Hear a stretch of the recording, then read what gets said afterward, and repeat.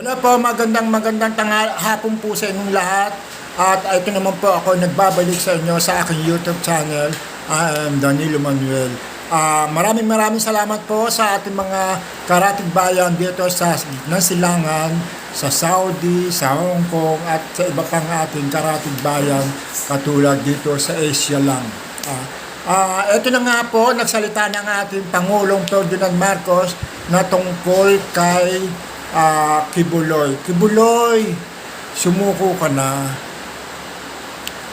Ito na nga sinabi ng ating Pangulo, hindi raw dapat si Kibuloy ang magbigay ng kanyang mga kondisyones ng kanyang mga pag-aresto sa kanya. Hindi daw dapat siya dahil siya ay isang wanted. Isa siyang the most wanted ng Pilipinas at ang bansang Amerika. Ito na nga po, ang sabi ni Ferdinand, ang ating Pangulo, na si Ferdinand Marcos Jr. ay sumuko na lang siya at hindi dapat daw siya ang magbigay ng mga kondisyones ng kanyang ikalalaya sapagkat siya raw ay isang wanted, the most wanted ng FBI at Pilipinas. Tama nga naman, Kibuloy. Bakit ikaw pa ang magbibigay ng kondisyones samantalang ikaw isa kang kriminal, isa kang pugate? Ano ka ba? Ano bang meron ka? Ikaw pang nagbibigay ng kondisyones na para ikaw ay sumuko. Talagang nakikipagpatintero ka pa talaga, no? Ang tigas talaga ng mukha mo. Hindi ka nahiya sa sarili mo. Ngayon, inuusig ka na isa kang pastor. Yan ba ang Son of God ng Panginoon? Ikaw ba ang dapat saluluhan ng taong bayan? Isa kang demonyo?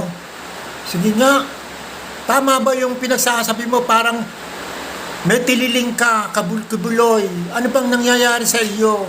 Lahi ba talaga kayong merong pingas at meron kayong tililing? Kibuloy, tumigil ka sa iyong mga ambisyon mo na ikaw ay nakakalasap ka. Pagpalagay natin nakalasap ka nga ng yaman ng taong bayan o tao mayaman ng kung saan man ang galing yan, pinaghirapan ng taong bayan. Tapos ikaw ay nagtatamasa katulad ng mga panggas mo sa iyong jet, tapos pinahihirapan mo ang taong bayan, ang mga kabataan para ikaw ay makaariba ka kung saan. Bakit hindi mo gamitin yung power na kung ikaw man ay isa kang appointed of son, di ba? Hindi yung gumagamit ka ng dahas.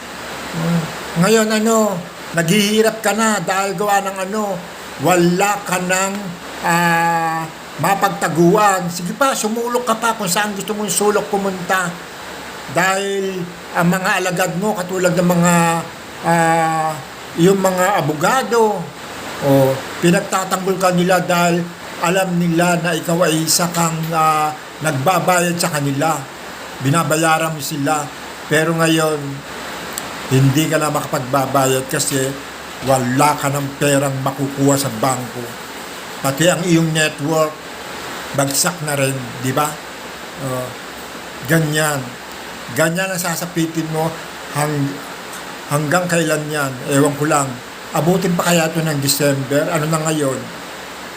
August, September, October, November, December. 5 buwan.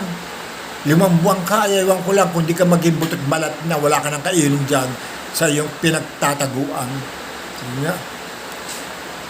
Sino bang mga dapat mga tigapagluto sa iyo, tigapag-aruga para ikaw magtamasa dyan sa loob ng iyong tunnel?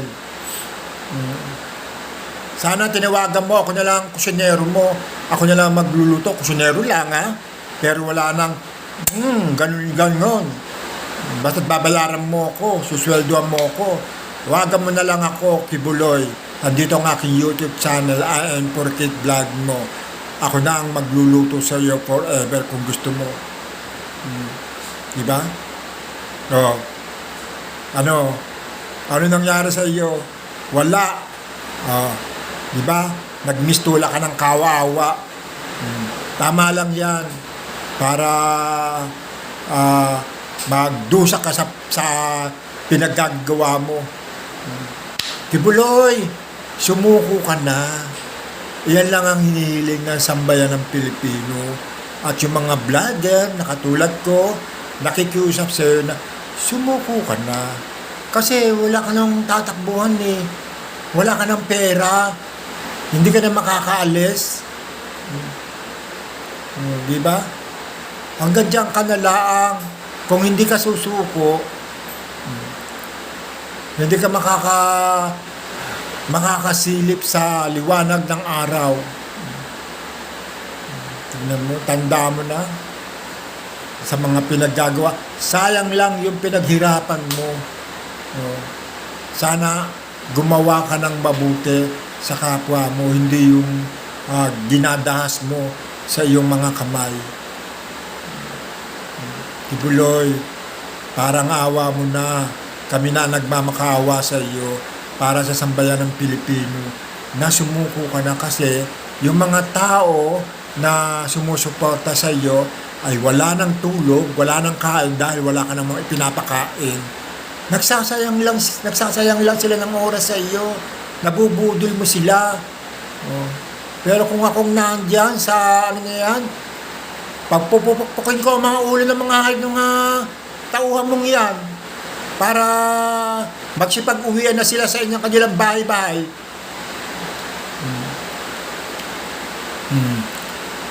Anyway, hanggang dito na lang po.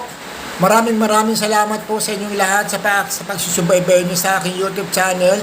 Sana po ay paki-like and share at pakipindot ang bacon icon. Maraming salamat po. Bye-bye.